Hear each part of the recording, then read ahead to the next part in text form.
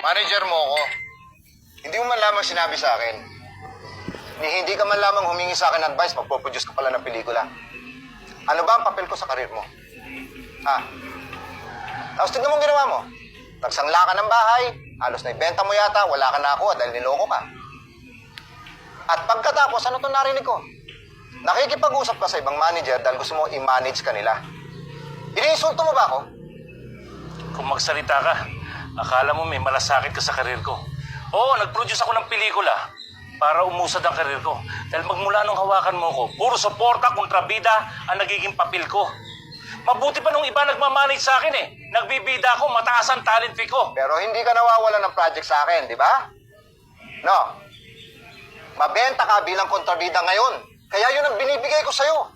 Dahil doon mo ako gustong ilagay. Dahil takot na takot ka na masapawang ko ang pinakamamahal mong alaga. Di ba? Alam mo, kaya kong gampanan lahat ng papel. Magaling akong artista.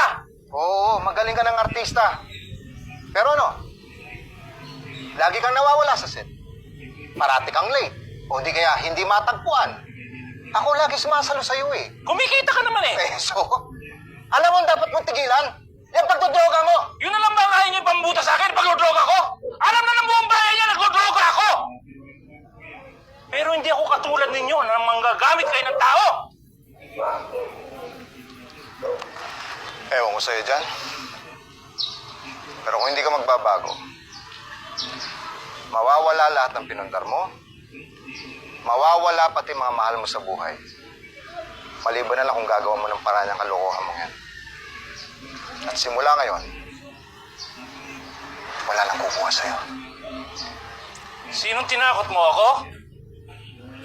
Gawin mo na lahat ng paraan na alam mo para bumagsak ang karir ko. Gamitin mo na lahat ng koleksyon mo para mawalan ako ng pelikula. Sige! Pero isa lang ang tinitiyak ko sa'yo. Hindi ako luluhod at magmamaka!